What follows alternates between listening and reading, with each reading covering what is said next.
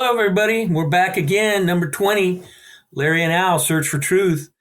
And we're going to continue on with our discussion about life and finding the truth. I did mean to mention last time anybody that's interested in subscribing to our podcast so they can kind of be updated on when we're coming out. Feel free to do that. We would be pleased if you did. And we just continue to thank everybody who do watch and who give us feedback on what we're doing.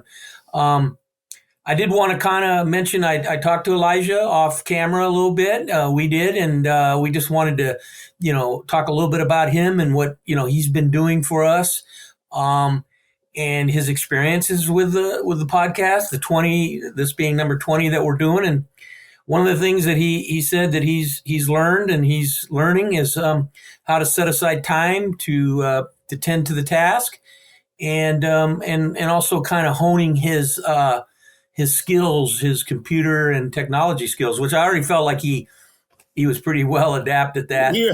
But he's fixed some things.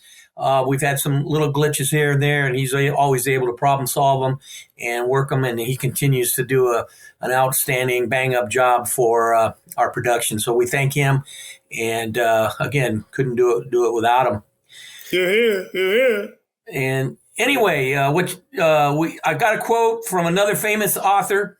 And I thought it would be a good one to lead into where we left off and where we might want to go. But this is a Ralph Waldo Emerson quote. Truth is the property of no individual, but is the treasure of all men. So what do you think? Is knowing the truth, finding the truth, search for the truth, is that if it's found, is that a treasure? Is that something? Well, I think when you're searching for the truth and everybody thinks they have the truth, but when you really find the truth, then that's when the truth sets you free. Uh-huh. Okay? That means that you have a different perspective about what life is about. Mm-hmm. Okay? You're not constricted anymore. Yeah. Life is a process, isn't it? It's a journey.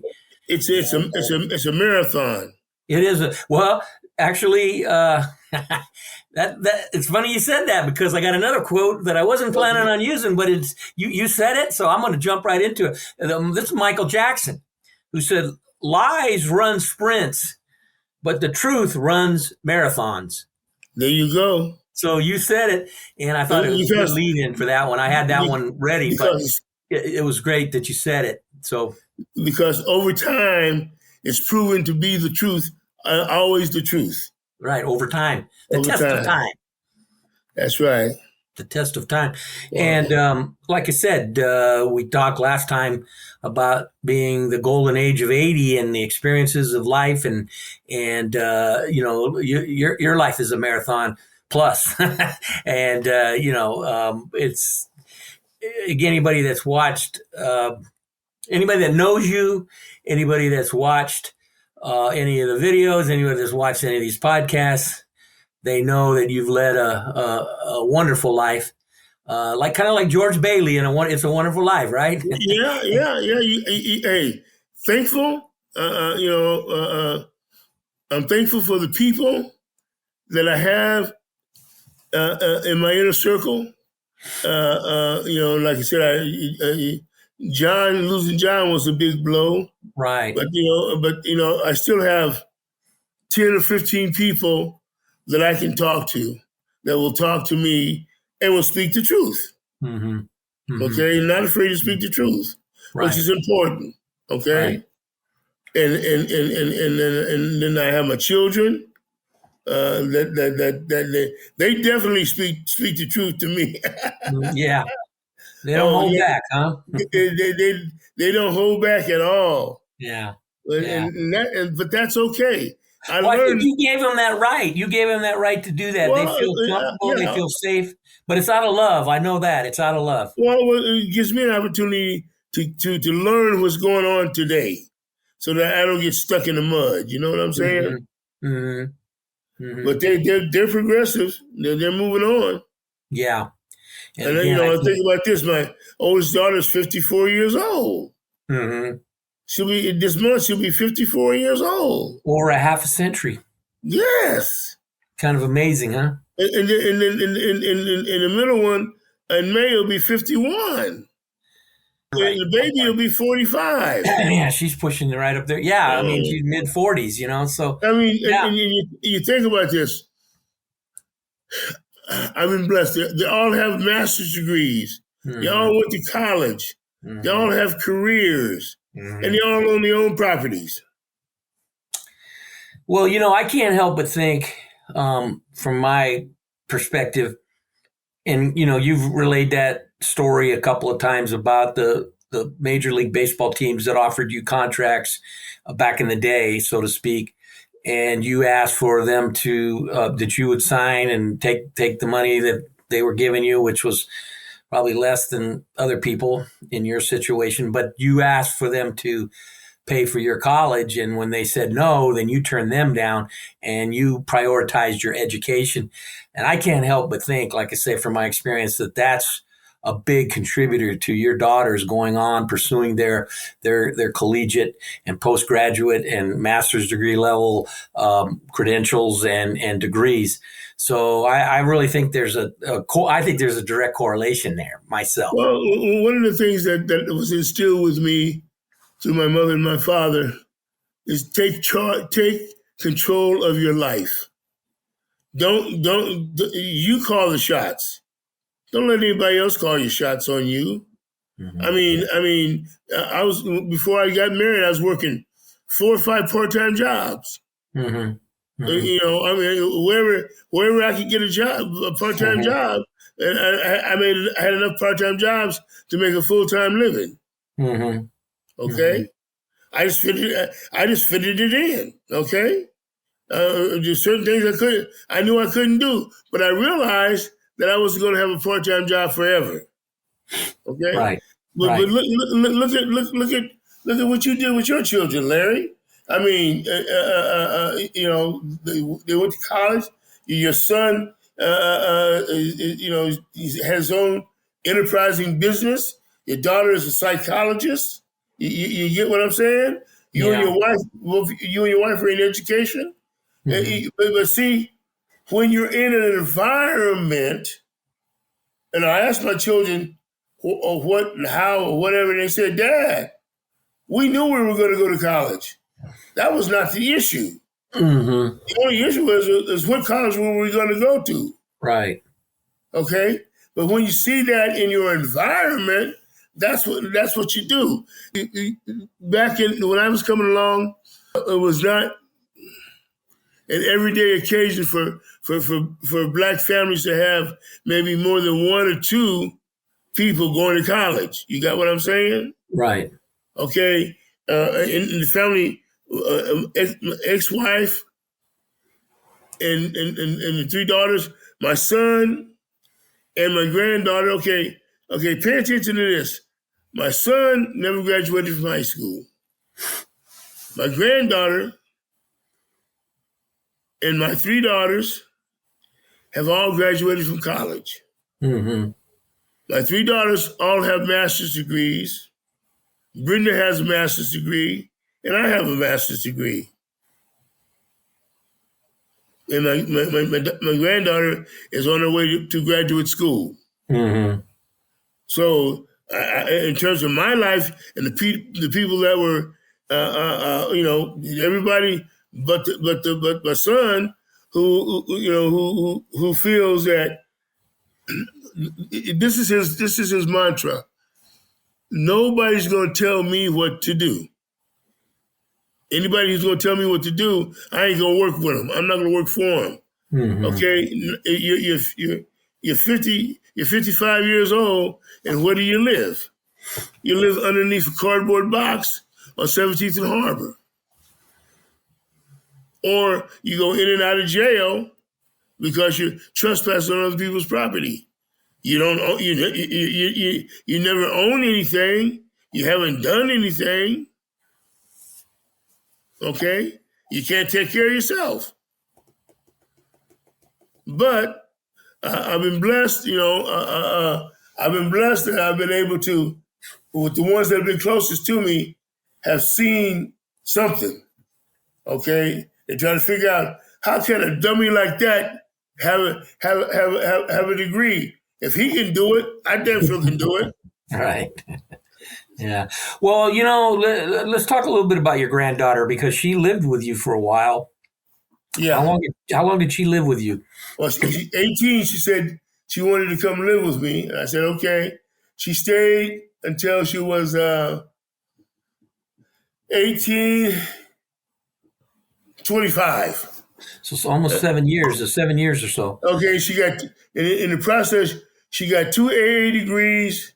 And then and eventually she got her bachelor's in kinesiology. How much of an influence do you think you were on her in achieving that?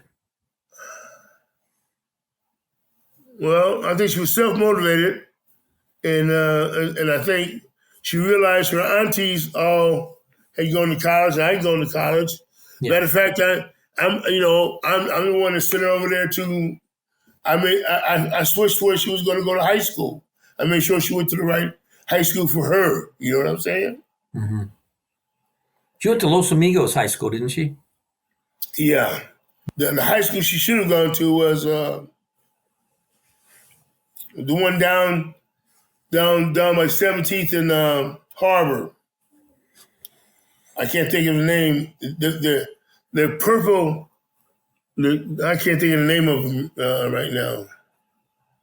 But it's right there. It's right there in Garden Grove. I can't think of the name of it. You know high schools in Garden Grove? Santiago High School? Was it a Garden Grove district school? Yeah, Santiago. Santiago High School. That's purple, right? Yeah, that is purple. You're right. Okay, yeah. That's where they used to have the strawberry festival down that street. Mm-hmm. Yeah, I think that's it. Santiago High School. Yeah. Yeah. Yeah. So you gave her a place to live, and in a way helped support her while she pursued her education. Yeah, she went to work. Yeah, I helped her out. Yeah. A little bit. Yeah. Well, like I said, the influence that you had, obviously with your own daughters, with her, and you and Brenda, together. They talk about role modeling. I don't know, it's more like do what I do, not what I say, or whatever. But the most important thing that I learned about education, and I take my father as an example. Willie was a Phi Beta Kappa. You know what Phi Beta Kappa is, don't you? Yeah, yeah. He was a Phi Beta Kappa, Olympic gold medal winner, and guess what's the only thing that he never did accomplish? He never got his college degree. Wow. Okay? Think about that. He went to college, right? He was a Phi Beta Kappa. Right. Okay? I mean, that's how smart he was. Right. Okay? And so what do you attribute that to? What do you think the reason? Life.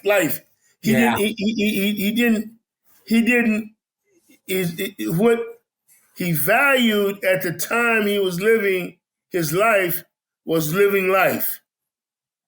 Okay? He did me great by getting me out of San Diego. Mm-hmm. Okay? He had enough understanding about life that he said, I need to get my child out of San Diego. Why was that? Because San Diego is not a good place for black folks. Okay. Unless, pay attention to what I'm going to say, Larry.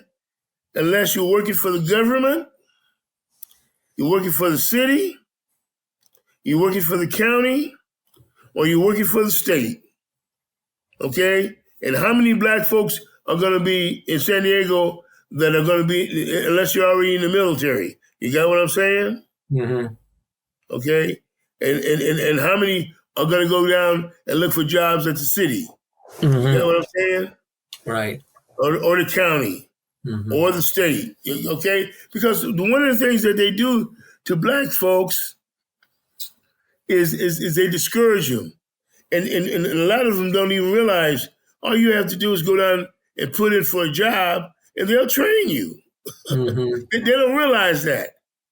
Okay, whether you don't have to have the skill, you have to have the minimum qualification for the job. Mm-hmm. And the minimum qualification for any job in any municipality, a government situation, or state situation is a minimum a community college. You don't even have to have the AA degree. All you have to do is be enrolled in community college. Mm. Okay? And they'll train you, whatever it is, they'll train you. Mm. Okay? But see, we black people don't listen to other black people. Okay? With information. Now, if they'll listen to white folks that will tell them, but how many white folks do they see on their everyday life? So explain that phenomenon then, if you will. Oh, well, okay. Think about this. I'm a black man with a great deal of intelligence and connections, but I can't help nobody in my family except for my children. Mm-hmm. You got what I'm saying? Because I was able to connect them. I said, my daughter graduated from Santa Barbara. I told her to go down to Orange Coast. There's a job that's going to be waiting for you. You got what I'm saying? Mm-hmm. Okay, and I said, and I told her, I said, when the job ends, don't apply for the job because it's already taken. Well, she did it anyway. Okay, but what she learned, she didn't get the job, and that's when she went down to the University of San Diego and worked on her master's in counseling. Mm-hmm. You got what I'm saying? Mm-hmm. But think about this, Larry. I taught for 39 years, and how much information did I give Hispanic children? 90% of the kids that I dealt with were Hispanic. Every time I had a black kid that came through the system, he didn't listen to me. He didn't want to listen to me because I spoke the truth. Mm. Okay? So people don't... Well, here, you know what? There's another quote that I wrote down, and this one's George R.R. Martin. People often claim to hunger for truth, but seldom like to taste when it's served up. There you go. Okay. So maybe that's some truth to that. Okay. It's just like when I used to have, when the new black teachers would come aboard, and I would just say, hey, I'm Al. If you need any help navigating the system or whatever. Oh no, you don't know nothing. So and so's gonna help me. Okay, I said okay. Guess how long they lasted. I was just gonna say though, is that not people in general? Sometimes they think they know more than they know, and they don't really listen well to learn their way. Well, everybody wants to get in and hit a home run, and the next thing you know, I'm an administrator. Mm-hmm. I'm in charge of something. But you don't get to be in charge of anything unless you pay your dues. Mm-hmm. Okay? Before, I was in charge of a Joplin for almost 8 years. You got what I'm saying? So I had a chance to learn the system.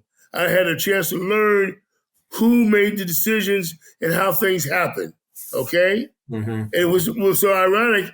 I used to do business with the county office almost on a daily basis and got things done. And then when the first time I went down to, after 10 years, the first time I went down to the county office and talked to people in person, they said, "Oh, you're Al still?" I said, "Yeah." And then their opinion of me changed. Because? They saw the black face. I was going to say, let's say the obvious now, right? That's the obvious. Okay? Is that the truth? That's the truth. Okay? So if you say the truth sets you free, how did that truth Well, it taught me a lesson.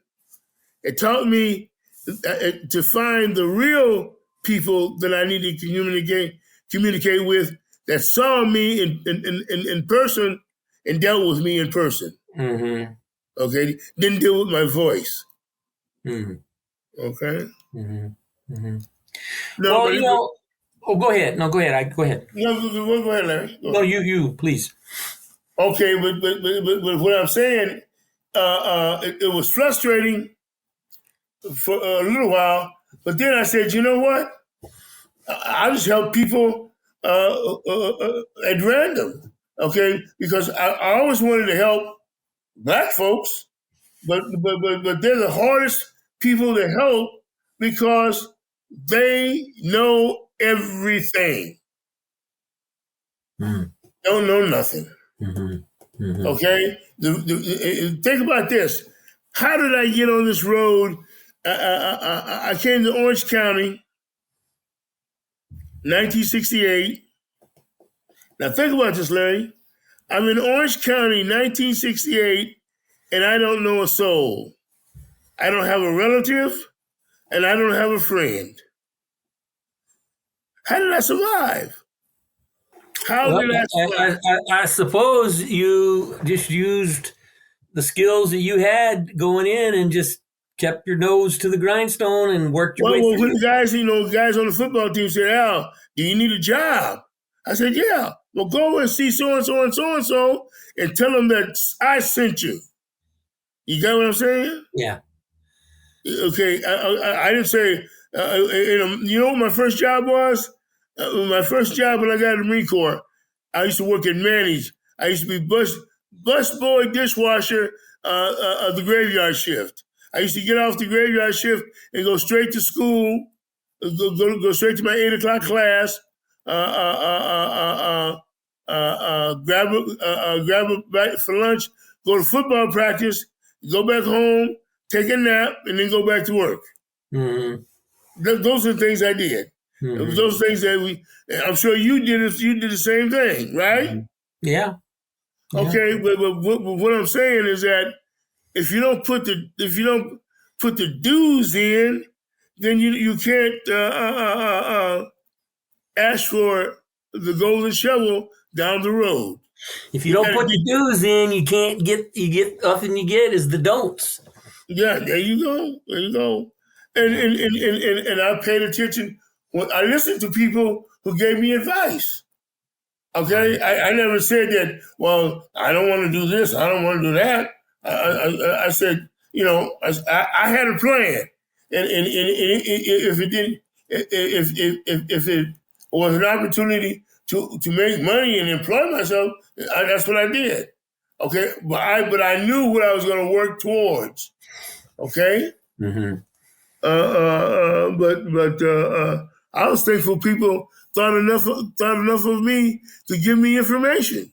Well, I think that might be a source of some of your frustration sometimes when you do have good knowledge, good advice, good information, and you try to pass that on to people, and they just sort of kind of brush it off because that's not how you operate. People would tell you things, and you would follow up on it. Yeah. You would take that lead, and when people who are close to you in particular who don't listen, it can be frustrating because you feel like you know sort of the right way. I guess for me sometimes it's like, yeah, I think my experience or whatever tells me what I think you should do, but like you've said many times, you can't tell grown folks what to do, so you just have to accept that they'll follow their own path. And I'm not one to believe in "I told you so." I No, don't no, live by that. I feel bad no that good. you didn't have that opportunity when I really think if you had followed some of the Well, guidance. I'll share something with you. I've been on a journey with my one cousin. We talked about this before. We've been on a journey for 71 years. Mm-hmm. He and his brother. And then I have another cousin. We've been on a journey for 20 years. And then I have another cousin. We've been on a journey for 9 years. And they came to me and said, what they said was, I want to be like you. And I said, why you want to be like me? She said, because I watch how you do things. and I want to be that kind of person. So one of my cousins, we've gone through. He's on his third marriage. He's gone through a couple of deaths, and three or four deaths. But we worked through those situations, and then there's another one. We've gone through a rearrangement of life. Okay, a rearrangement of life. And he said, in a better way how to cope with the everyday situation. And if people don't get the difference between a black man going through a work experience than a white man is entirely different. Okay? Explain the differences. Well, you don't have to do nothing. Okay? You don't have to do no work. Black man is going to catch all the dirty jobs that have to be done. And if you don't do them, then you get written up. You got what I'm saying? Okay? Or you're the guy that, hey, Al, I need you to do this and that. Okay? And if I don't do it, then I get it done. I get a ding on my evaluation. You got what I'm saying? Yeah. Okay? So with one of my cousins, I'm teaching him how to navigate the world of work and how to protect yourself. Because one of the things that they do to black folks in the world of work is they tell you, go to school, take these courses and everything like that. And you go to school, take those courses, and then you go in for the interview, and you don't get the job. Oh, well, you need to work on your such skills. Oh, okay. Oh no. Well, you need to. You see what I'm going with that? They just keep raising the bar. Yeah. Okay. Now pay attention. The one of the reasons why I survived is because I didn't want to be in charge. Okay, and they wanted to make me in charge, but I didn't want to be in charge. And then so it frustrated them. Okay. Yeah. Okay. Yeah. Because if I would have been in charge, then they would have been able to tell me what to do. By me not being in charge, they couldn't tell me what to do. So that's the difference. It's just like, okay, an example. I mean, you remember when you changed your mind about going over to Harvard Learning Center, and they said, "Oh no, you can't do that." I mean, you could have challenged it if you wanted to, but this thing about this, why would they not let you go where you wanted to go? You got what I'm talking about? Yeah. But that's how that system works. Yeah. And the one reason why I worked for 39 years, I didn't pay no attention to the fools that didn't go to work. Okay, I went to work, and I learned one thing. I learned when I took my finance class, Dr. Johnson, is that the thing about education is how if you earn money, then you're the king. And that's what did we do, Larry? We earn money. Right. Okay? And I know they didn't like me, but they sure liked the money that I earned so they could use it wherever they want to use it. You got what I'm saying? Yeah. They say, I don't see color, but they see the green, huh? See the green, okay? Yeah. Wherever they want to go to conference or act like they're big shots, you know what I'm saying? Right. All right. Well, we wrapping up another one, number 20. So we'll keep them coming. And again, don't forget to subscribe if you want to get updates on our podcast, and send in some comments, send in some questions. We'll do what we can to answer them. And Larry and Al, search for truth. Over and out. Okay. Peace. Those of you that are out there listening, subscribe to our page so that you can get the notifications of when we're going to record again.